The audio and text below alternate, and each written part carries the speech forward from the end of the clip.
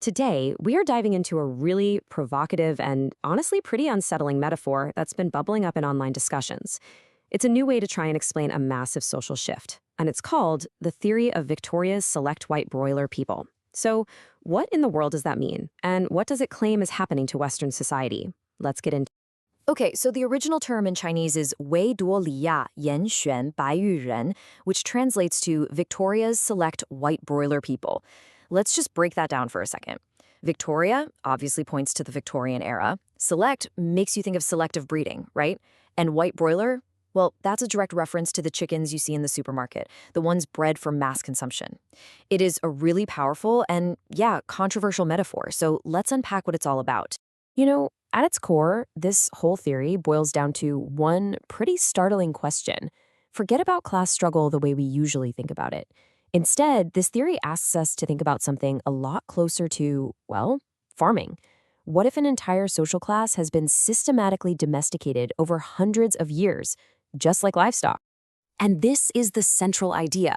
The metaphor suggests that the Western working class has basically become like a broiler chicken, bred to be docile, fattened up on a diet of consumer goods and entertainment, and in the end, totally unable to fly, which in this case means they've lost the ability to organize, to resist, or to even imagine a different kind of life.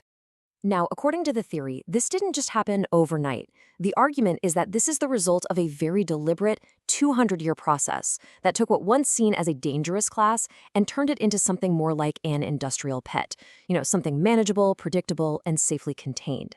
And you can really break down this 200-year history into three distinct phases.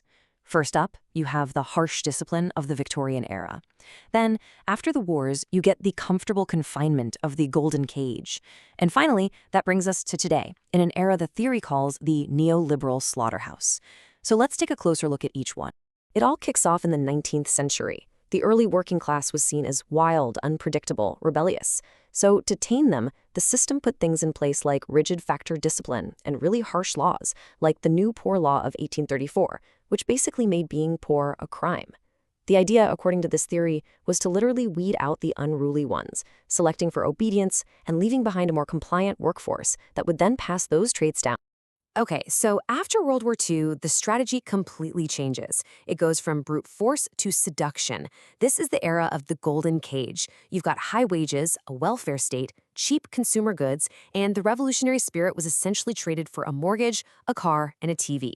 People started to see themselves less as workers and more as consumers, and the whole thing was held together by the new glue of personal debt. And then the 1980s hit, and that golden cage gets torn apart. Unions are busted, protections are stripped away, jobs get shipped overseas. But here's the kicker. By this point, the theory argues, the domestication was complete. That spirit of resistance, the actual skills you need to organize, they'd been worn down over generations. It left the working class totally exposed and really unable to effectively fight back. So how is this whole system of control kept in place today? Well, the theory points to some really specific mechanisms that target both the physical body and the mind, all to make sure the population stays manageable. And this is where the theory gets really dark. It suggests that all this social engineering has had real, actual biological consequences.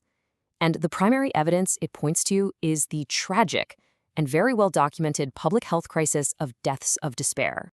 Now, from this perspective, these deaths aren't just horrible tragedies. They're interpreted as features of the system, not bugs. Opioid overdoses are seen as a form of chemical pacification, numbing the pain. Alcoholism becomes this way to internalize suffering when you feel like there's no way to fight back together. And suicide, well, it's seen as the system's brutal final way of culling those who just can't adapt. Beyond those acute crises, the theory also points to something as basic as diet as another tool of control. Cheap, high-calorie industrial food leads to widespread obesity and just generally poor health. And this isn't just a health problem. It's presented as a control mechanism. A population that's physically unwell is, less capable of protest and a lot more dependent on the very system that's making them sick. The mind is the other big battleground here. This viewpoint describes a two-tiered education system that acts as a cognitive filter. For the masses, you get a so-called happy education that downplays rigor and competition, designed to produce compliant service workers. Meanwhile, the elite get a totally different, harsh, competitive education that prepares them to rule and, of course, maintain their power across generations. And what about outside of school? Well, the theory brings up this really blunt concept called Tittytainment, which is a term that comes from the work of Zbigniew Brzezinski.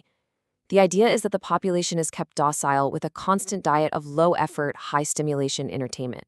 You know, a mix of stuff that makes you angry and games that give you a quick satisfaction, which all just effectively anesthetizes critical thinking. Okay, so you have this physical and mental conditioning. How does all of that actually translate into political powerlessness? How does this cage become truly inescapable? Believe it or not, the theory argues that even the design of our towns and cities plays a role. Think about it. Suburbanization physically pulled the working class apart, breaking up those dense, tight-knit city neighborhoods that were once natural hubs for organizing, and it replaced them with isolated homes connected only by highways. This physical separation just feeds into a political dead end. The way the theory lays it out is like this. The modern left is seen as alienating the working class on cultural issues.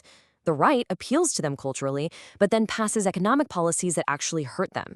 So you're trapped between these two choices, and your political power is just neutralized. And this leads to what the theory calls cosplay rebellion. Events like the Capitol Hill riot are viewed not as serious revolutionary attempts, but as a kind of performative, large-scale venting of rage. It's political theater, an explosion of emotion, sure, but one that lacks the organization, the ideology, or the strategic goals to ever pose a real threat to the system. So let's bring all these pieces together. What is the final diagnosis, according to the white broiler people theory? What's the ultimate outcome of this supposed 200-year project of social engineering? It's really fascinating to see how this theory contrasts the white broiler condition with the Eastern concept of lying flat. The key difference here is awareness. Lying flat is a conscious, deliberate, passive choice to just opt out of the rat race. The white broiler state, on the other hand, is described as totally unconscious. It's a population that doesn't even realize it's been domesticated, and instead just channels all its anger into populism. So the grim conclusion, if you follow this line of thinking, is that the system has won a pretty profound victory. The rational citizen you need for a healthy democracy? Gone. Replaced by a population that's easily driven by emotion. Inequality isn't seen as a system failure anymore. It's just justified as the natural survival of the fittest. And maybe most importantly, the traditional engine of revolutionary change, the organized, conscious working class, has been, for all intents and purposes, eliminated. And so this theory leaves us with one final, really haunting question. This entire process was supposedly designed to create the perfect compliant worker for an industrial age.